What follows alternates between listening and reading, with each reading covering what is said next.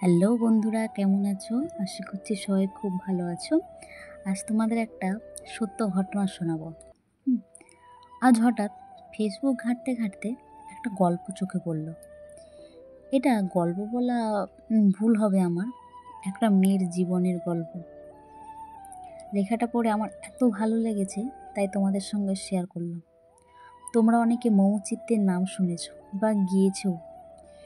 মেয়েটির নাম মৌমিতা।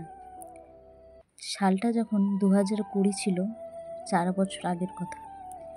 মহামারীর ভয়ে সবাই যখন ঘরবন্দি, তখন চাকরিটা তিনি হারিয়ে ফেলেছিলেন। কি করবে তখন ভেবে একটা উপায় বার করলো। রাস্তার পাশে দাঁড়িয়ে মোমো বিক্রি করতে শুরু করলো। বাইপাসের ধরে একটা ছোট্ট ঠেলা গাড়িতে নিয়ে শুরু করেছিল মোমো বিক্রি করা। অজয়নগর বাইপাসের পাশ ধরে ছোট্ট একটা মোমো স্টিমার নিয়ে রোজ মোমো বিক্রি করতে আসতো। পাশের লোকের হাসির পাত্রী হয়ে শুরু করেছিল মোমোর চিত্রের যাত্রা। এমনকি তার মা বাবাকে শুনতে হয়েছিল, মেয়েকে এতদূর পড়াশুনো না করে মোমো বিক্রি করার জন্য, ফুটপাতে মোমো বিক্রি করার জন্য। সবাই মৌমিতাকে নিয়ে হেসেছে।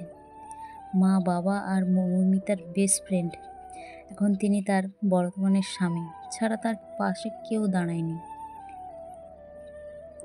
সেই প্রথম দিন রাত 12টা অবধি অপেক্ষা করেছিল, যদি আরও 1 প্লেট বিক্রি হয় তাহলে 40 টাকার বিক্রি হবে। 6 প্লেট বিক্রি করেছিলেন সেই দিন, তাতেই খুব খুশি ছিলেন তিনি। তার বেস্ট ফ্রেন্ড তিনি বললেন, আমি আর বাবাই সেই বৃষ্টির সময় তিরপল ধরে দাঁড়িয়ে থাকার কথা, আবার বৃষ্টির সময় ভিজে আমরা বাবাইয়ের বাসন মাজার কথা সব করে গেছি। শুধু আমাদের চোখে ছিল এক রাস স্বপ্ন, যা এই মমচিত্তকে নিয়ে দেখেছিলেন। প্রতিদিন রাত্রে আমি বাবাইকে বলে গেছি, আর কিছুদিন কষ্ট করে নিই, আস্তে আস্তে সব ঠিক হয়ে যাবে, দেখিস।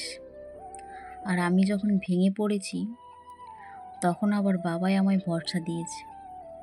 শুধু মনের ভেতর ছিল খুব জেদ, আমাকে করে দেখাতেই হবে।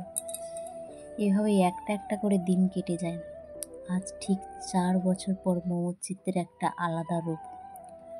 কলকাতার বুকে 25টা আউটলেট, তাও পুরোটা মহিলাদের দ্বারা পরিচালিত।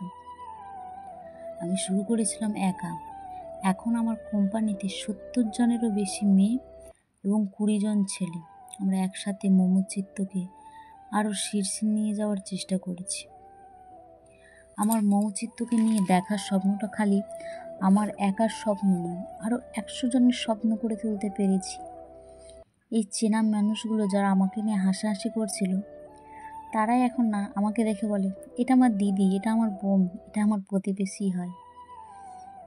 যাই হোক, আমি আমার নাম কামাতে চাই না, শুধু চেয়েছি মৌচিত্রকে শীর্ষে নিয়ে যাওয়ার জন্য, মৌচিত্রকে সবার কাছে পৌঁছাতে, সবার ভালোবাসার যোগ্য করে তুলতে।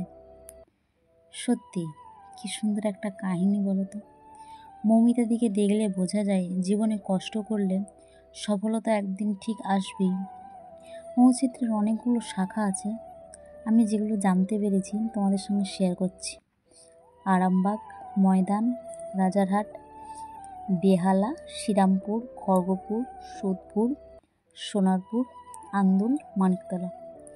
আমার একদিন যাওয়া হয়নি, আমার খুব ইচ্ছা আছে দিদিভাইয়ের সঙ্গে দেখা করে একবার মৌচিত্রের মোমো খাওয়ার। তোমরা পারলে একবার ঘুরে এসো, আর জীবনে কষ্ট করে যাও, দেখবে সফলতা একদিন আসবেই। টাটা বন্ধুরা।